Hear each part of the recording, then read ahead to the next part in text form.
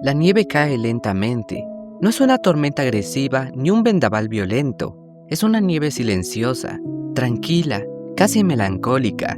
Cubre las calles, los techos y las luces de la ciudad como si intentara ocultar algo debajo de su blancura infinita. Y en medio de ese invierno aparentemente eterno, un joven regresa después de 7 años. Ese joven es Yuichi Aizawa. Así comienza Kanon, una novela visual desarrollada por Kei en 1999, considerada una de las obras más importantes y revolucionarias dentro de las historias de las novelas visuales japonesas. Pero hablar de Kanon únicamente como una historia romántica sería quedarse en la superficie, porque Kanon no trata solamente del amor, tampoco trata únicamente sobre la tragedia. Kanon es una historia sobre recuerdos enterrados, sobre heridas emocionales congeladas en el tiempo, sobre personas que continúan viviendo aun cuando una parte de ellas desapareció hace años, y sobre todo es una historia acerca de los pequeños milagros.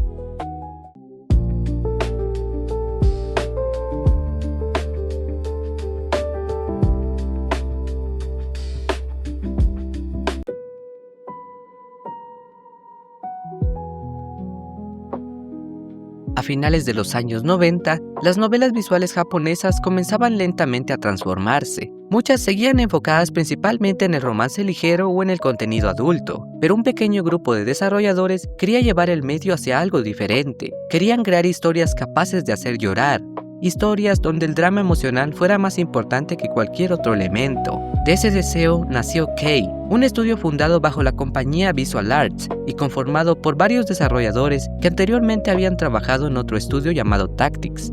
Entre ellos se encontraban nombres que más tarde se volverían legendarios: Jun Maeda, Naoki Hisaya, Itaru Inoue y Shinji Orito. Kanon fue su primera gran obra, y aunque en aquel momento nadie podría imaginarlo, terminaría definiendo toda una identidad narrativa que posteriormente influenciaría títulos como Air, Clannad o Little Busters, e incluso una enorme parte del anime dramático de los años 2000.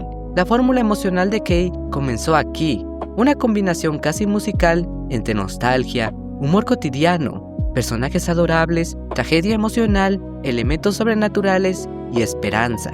Pero Kanon poseía algo especial incluso dentro de esa fórmula, una atmósfera imposible de replicar completamente.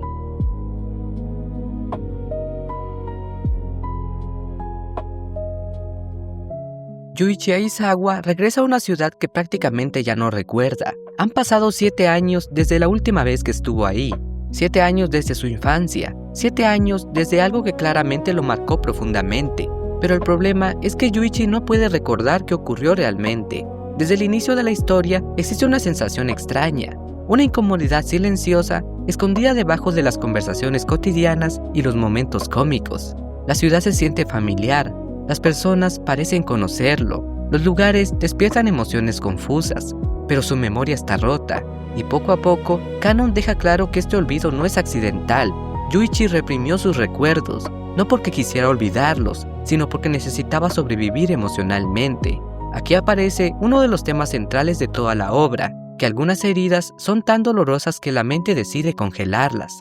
La nieve de Kanon funciona precisamente como eso, una enorme capa blanca cubriendo recuerdos enterrados.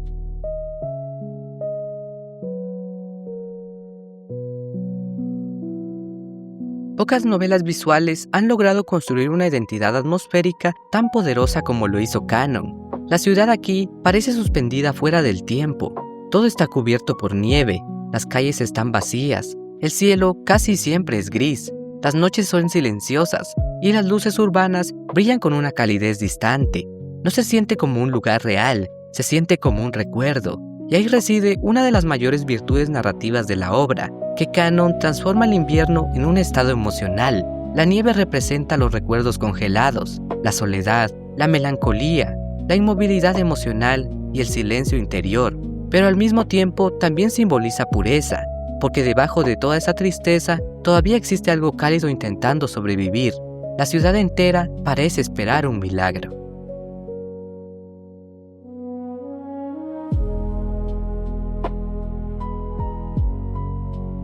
Entre todos los personajes de Kanon, probablemente ninguno representa mejor la esencia de la obra que Ayo Tsukishima. Su primera aparición parece absurda y cómica, Yuichi camina tranquilamente cuando una chica pequeña choca violentamente contra él mientras roba un taiyaki, y desde ese momento, Ayu se convierte en una presencia constante dentro de la historia. Ella es enérgica, infantil, torpe y alegre, y aún así, algo en ella se siente extraño. Ayu actúa como alguien atrapado entre la niñez y el recuerdo, como una persona que no pertenece completamente al presente. Su famosa expresión terminaría convirtiéndose en un ícono cultural dentro del fandom del anime. Inicialmente parece un simple detalle adorable, pero con el tiempo, incluso esa pequeña frase adquiere un tono melancólico, porque Ayu representa algo mucho más profundo, la imposibilidad de dejar ir el pasado. Su ruta es, en muchos sentidos, el corazón verdadero de Kanon, y conforme la historia avanza, la obra comienza lentamente a revelar que Ayu no es simplemente una chica excéntrica. Ella es prácticamente un milagro suspendido entre la memoria y la realidad.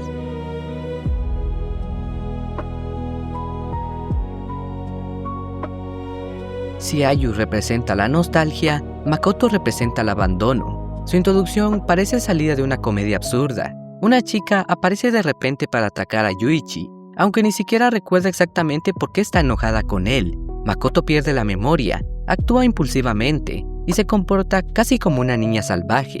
Durante las primeras horas de su ruta, la historia parece ligera y divertida, pero lentamente Kanon comienza a romper emocionalmente al jugador, porque Makoto no teme únicamente a olvidar, Makoto teme a desaparecer. Su arco narrativo explora una idea profundamente dolorosa. ¿Qué ocurre cuando una persona deja de ser recordada? La identidad de Makoto se construye alrededor de la necesidad de ser reconocida, aceptada y querida. Y cuando la verdad detrás de su existencia comienza a revelarse, la historia se transforma en una tragedia devastadora sobre la soledad, el rechazo y el deseo desesperado de permanecer junto a alguien. La ruta de Makoto fue uno de los momentos donde Kanon demostró que las novelas visuales podían destruir emocionalmente al jugador, de maneras que pocos videojuegos habían podido lograr hacer antes.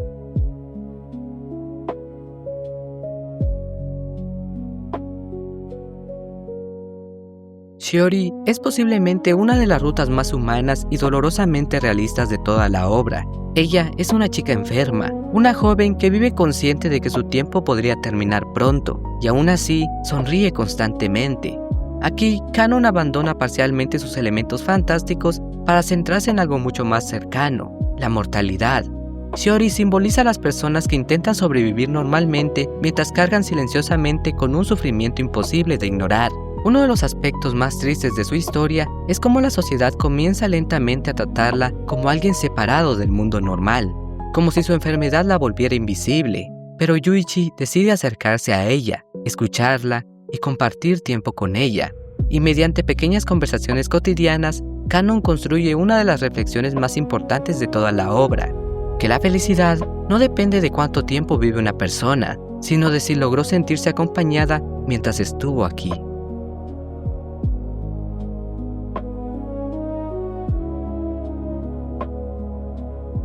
Mai es probablemente el personaje más misterioso de Kanon, silenciosa, distante, casi inexpresiva.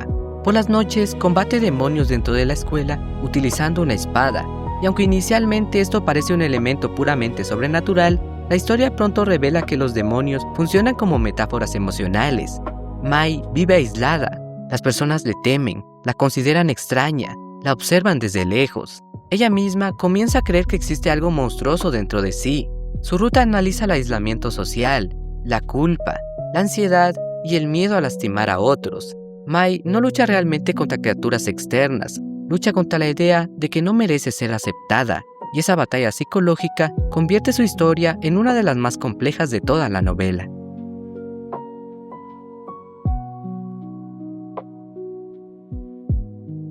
A diferencia de otras heroínas, Nayuki no posee grandes elementos sobrenaturales. No hay misterios imposibles, no hay milagros espectaculares, no hay tragedias fantásticas. Y precisamente por eso, su historia resulta tan poderosa, porque Nayuki representa el sufrimiento silencioso, el amor que nunca se expresa, la tristeza escondida detrás de la rutina y la resignación emocional. Ella vive junto a Yuichi todos los días, lo conoce mejor que nadie, y aún así permanece emocionalmente distante, incapaz de comunicar verdaderamente lo que siente.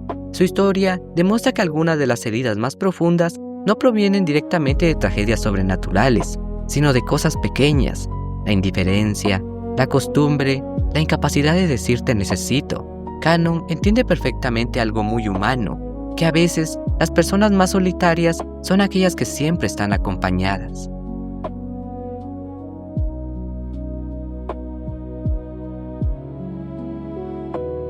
La palabra milagro aparece constantemente dentro de Cannon, pero la obra jamás presenta los milagros como eventos exagerados o grandiosos.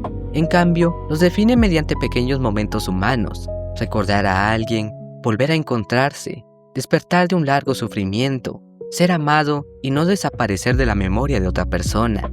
Para Kay, los milagros no son magia, son conexiones emocionales, y esa filosofía terminaría convirtiéndose en la identidad completa del estudio durante años. El mensaje de Cannon parece decir que incluso cuando el invierno parece eterno, las personas todavía pueden encontrarse unas a otras.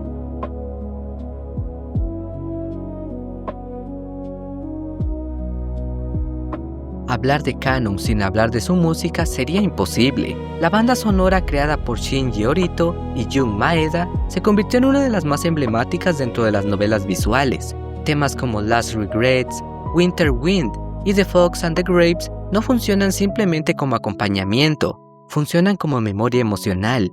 La música de Cannon posee una cualidad extraña: parece un recuerdo escuchándose a sí mismo. Cada melodía transmite la sensación de estar observando algo hermoso mientras lentamente desaparece frente a nosotros, y esa sensación melancólica termina definiendo completamente la identidad de la obra.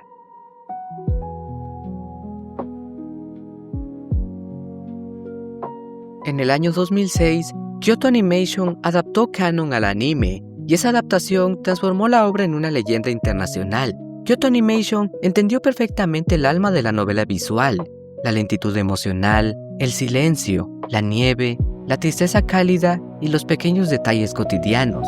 La adaptación expandió escenas, profundizó personajes y refinó la atmósfera hasta convertirla en algo casi hipnótico. Muchos consideran esta versión como la adaptación definitiva de Cannon, y también como uno de los pilares fundamentales del anime dramático moderno.